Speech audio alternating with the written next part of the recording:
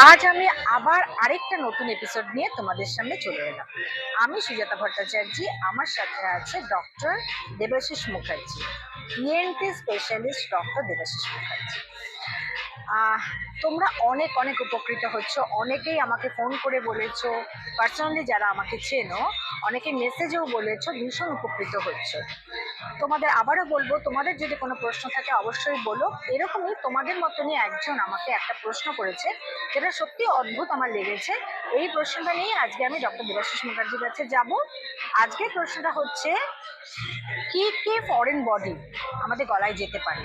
অসতর্কভাবে আমরা তো গলায় অনেক কিছুই চলে যায়, সেটা কি করে বের করতে হবে এবং তার রেমেডি, পুরো বিষয়টা নিয়ে আজকে শুনবো। তো চলো চলে যাব ডক্টর দেবাশিস মুখার্জি। আর হ্যাঁ, যাবার আগে একটা কথা, চ্যানেলটা কিন্তু সাবস্ক্রাইব করো, লাইক করো, কমেন্ট করো।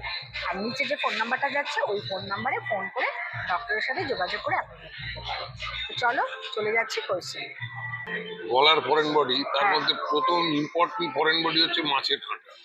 বাঙালিরা হচ্ছে মাছে ভাতে বাঙালি, সুতরাং মাছের কাঁটা গলায় বিঁধবে, এটা আশ্চর্যের কিছু নেই।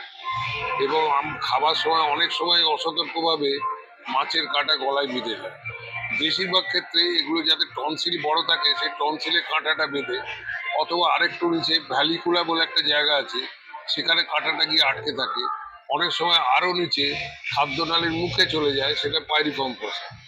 এই কাঁটার ক্ষেত্রে লোকে যেটা করে, অনেক সময় এরপর ভাত কলা এইসব খেয়ে কাঁটাটাকে নামাবার চেষ্টা করে, কিন্তু এগুলো বেশিরভাগ ক্ষেত্রে কাঁটাটা তো নামে না, উপরন্তু এমন জায়গায় চলে যায় যেটা চিকিৎসকের পক্ষে তখন বার করাটা ডিফিকাল্ট হয়ে যায়। সুতরাং আমার মতে যখন কোনো কাঁটা গলায় লাগবে, তখন সরাসরি ইএনটি চিকিৎসকের কাছে গেলে কাঁটাটা বার করা সুবিধা হয়। আর এই প্রসঙ্গে একটা জিনিস বলে রাখি, অনেক সময় একটা ধারণা আছে যে একটা বিশেষ প্যাথির একটি ওষুধ খেলে কাঁটা গলে যায়, কিন্তু আমার দীর্ঘদিনের অভিজ্ঞতা থেকে দেখেছি সেটা অ্যাকচুয়ালি হয় না। কাঁটাটা যখন নিজেই নেমে যায় সেটাই হয়, এবং ওই ধরনের ওষুধের অ্যাকচুয়ালি কোনো উপকার নেই। অনেক সময় মুরগি বা খাসির মাংস আটকে যেতে পারে, এবং সেক্ষেত্রে সেটা অনেক সময় বিপজ্জনক হতে পারে। যেমন হাড় যদি সরাসরি ষড়যন্ত্রে চলে যায়, সেক্ষেত্রে মৃত্যু পর্যন্ত হতে পারে। সুতরাং মাংস খাওয়ার সময় একটু সাবধানতা অবলম্বন করা দরকার। যদি খাদ্যনালীতে চলে যায় তাহলে অত ভয়ের কিছু নেই, কিন্তু শ্বাসনালীটা বিপজ্জনক। খাদ্যনালীতে গেলে এটা যে কোনো চিকিৎসকের কাছে গেলে এটা অনেক সময় দরকার হলে অজ্ঞান করেও বার করতে হতে পারে এন্ডোস্কোপের সাহায্যে। 3 নম্বর যে বস্তুটা আমাদের সমস্যা তৈরি করে, সেটা হচ্ছে অনেকের ফলস দাঁত থাকে।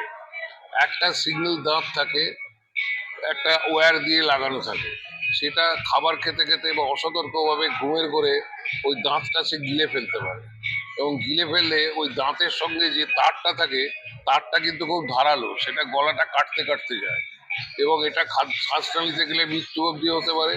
খাদ্যনালীতে গেলে এন্ডোস্কোপের সাহায্যে বার করতে হয়। সুতরাং যারা ওই ধরনের ফলস দাঁত থাকে তাদের শোয়ার সময় দাঁতটাকে খুলে রাখতে হবে, অথবা যেটা পার্মানেন্ট দাঁত করিয়ে নিতে হবে। আজকাল পার্মানেন্ট দাঁত করা যায়, সুতরাং ওই রকম ফলস ডেঞ্চার না লাগানোই ভালো। আর খাদ্যনালীতে আরও যে জিনিসগুলো ঢুকতে পারে, যেমন মিস্ত্রিরা যখন কাজ করে, ওরা পেরেক মারার সময় একটা পেরেক মুখে রাখে, একটা পেরেক মারে। এই করতে করতে পেরেক অনেক সময় স্লিপ করে গলার মধ্যে চলে যেত।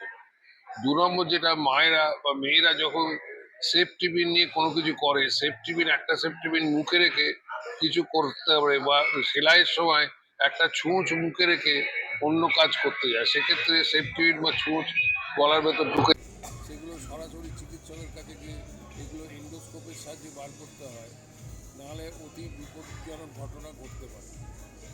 এই মোটামুটি গলার যে সমস্ত ফরেন বডিগুলো হতে পারে, তার মধ্যে সর্বশেষ সংযোজন হচ্ছে পয়সা। বাচ্চারা অনেক সময় পয়সা খেয়ে ফেলে, এবং বাচ্চাদের হাতে যদি খুচরো পয়সা না দেওয়াই ভালো। পয়সাও অনেক সময় শ্বাসনালীতে যেতে পারে, অথবা খাদ্যনালীতে গিয়ে এমন স্টমাক অব্দি চলে যেতে পারে। যদি ওপর দিকে থাকে তাহলে এন্ডোস্কোপের সাহায্যে বার করা হয়, নাহলে পেটে চলে গেলে সেটা অনেক সময় পায়খানার সঙ্গে বেরিয়ে যাচ্ছে কিনা সেটা আমরা লক্ষ্য করি।